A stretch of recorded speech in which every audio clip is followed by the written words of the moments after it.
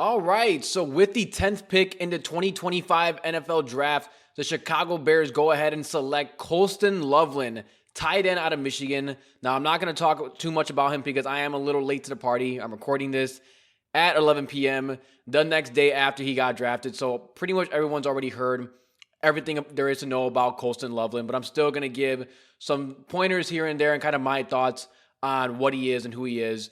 And so, obviously, like I said, tight end from Michigan. You know, Michigan just churns out absolute dogs, man. I mean, you've got Mason Graham that got drafted.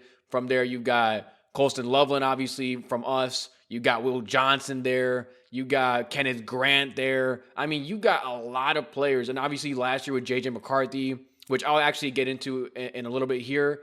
But going on to Colston Loveland, man, from Michigan, he is 6'6", 248 pounds. But you wouldn't be able to tell looking at the tape because that man should not be moving the way he does for his size. He moves literally like a wide receiver. And that's kind of what I think Ben Johnson is going to do with him in this offense, especially since we have Cole Kmet now.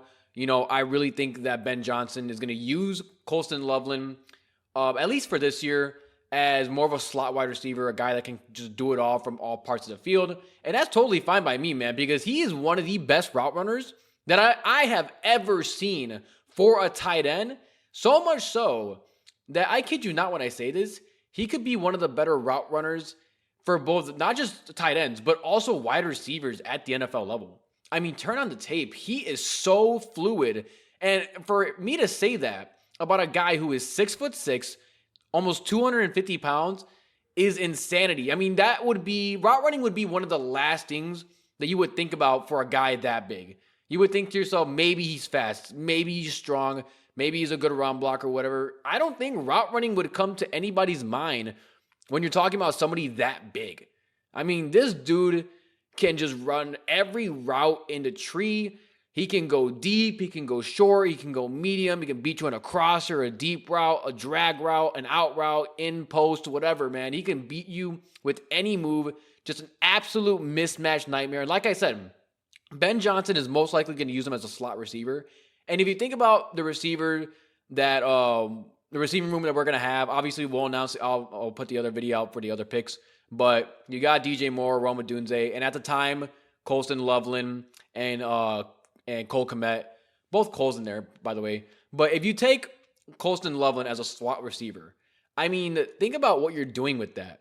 That is an insane 12 personnel set right there. Having Colston Loveland in there as slot receiver, you're either going to have to put a smaller DB to keep up with his speed, but he'll be too weak to go against him, or you're going to have to put a linebacker on him that's strong enough to go against him, but it's too slow to guard him.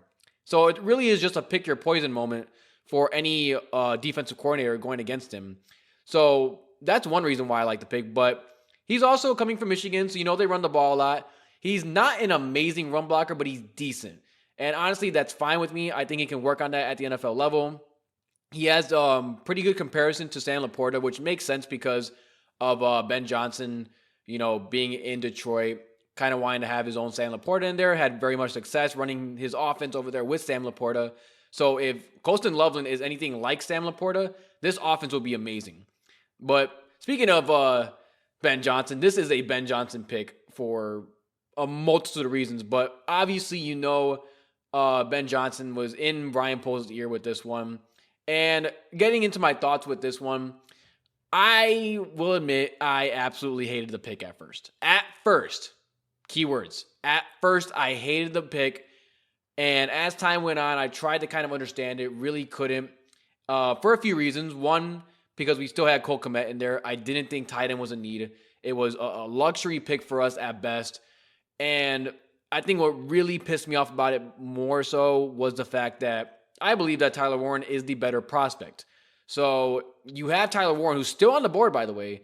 You take Colston Loveland with the 10th pick. Obviously, we wanted us to trade up for Ashton Genty, but the price was too high. Wasn't going to happen. That's fine. You couldn't trade back because you probably weren't fielding any calls. You probably weren't getting anybody, and that's fine too. But I hated the pick at first. I slept on it, kind of realized that Colston Loveland not only has higher upside than Tyler Warren. That doesn't mean that he's a better prospect than Warren. It's just that he has higher upside because of his athleticism, because of his speed, just some of the things that Warren doesn't have. And Warren has the higher floor, but Colston has a higher ceiling. But in this offense, Loveland could actually very well be or end up being a better tight end than Tyler Warren at the NFL level due to play calling and situation. Of course, you go from Caleb Williams and Tyler Warren, who got drafted by the Colts. You got Anthony Richardson over there, who has been pretty terrible, not going to lie, and is wildly inaccurate. So we'll see how that works out over there. But you think about Chicago, man, Ben Johnson ran a lot of 12 personnel sets. Now, for those of you who don't know what that is, 12 personnel sets is 2 wide receivers, 2 tight ends on the field. And now you've got that. You've got Colston Loveland. You got Cole Kmet for that. And there's not a hot take to say that Colston Loveland could very easily be a top 10 tight end in his very first year. He's got that much upside. And when you combine that with the fact that you have Ben Johnson at play caller, you have Caleb Williams at quarterback, I mean, good luck to NFL defenses trying to stop that, man. That is an amazing tight end that you can have on your team. And if he's worth a top 10 pick when it's all said and done, no one's going to really care that we had Cole Kmet, that we picked him over Tyler Warren. Obviously, I'm not going to care. So, is it the best pick in the world? No. I would have gone other directions, at full admittedly, but I no longer hate the pick as much as I did when it was announced. Because I was really pissed when they announced Colston Loveland. But like I said, after thinking about it, after sleeping on it, I can see the vision. And if this works out, man, if we're able to run a 2 tight end set, kind of similar to, I'm getting a lot of comparisons to this one, when the Patriots drafted Aaron Hernandez and Gronkowski. Obviously, Cole Kmet is not a Gronkowski because that would be the comp. And then you have Colston Loveland being Aaron Hernandez. And obviously, we could do without the killing and stuff and the murders. But if you have sort of those 2 tight ends going in the 2025 season, assuming that Kmet's still on the team, which I think that's going to happen. I don't think Kmet's going anywhere just yet. But you're going to have a really cool 12 personnel set. Obviously, pretty good blocking from both tight ends. Nothing crazy, nothing like a George Kittle or anything like that. But this could be a very good system for Colston Loveland to develop it and to eventually be a really good tight end. And so, yeah, man, I don't absolutely love the pick. Like, I'm not jumping for joy over it, but like, I kind of like it. I kind of understand it. And Cole Kmet hasn't been great. He's not bad, but I don't think he's been too great. And that could be because of quarterback play and play calling and stuff like that. But if Colston Loveland, if Ben Johnson, keep in mind, Ben Johnson was a tight ends coach before he became the offensive coordinator of the Detroit Lions.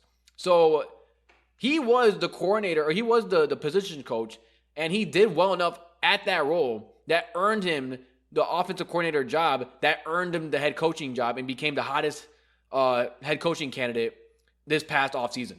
So if there's anybody that I trust to evaluate tight end talent and to develop said tight end talent, it's Ben Johnson. So I trust this move 100%. I can't wait to see what's going to happen in the NFL season, man. This is going to be insane. Let me know what you guys think. Bear down, I'm out.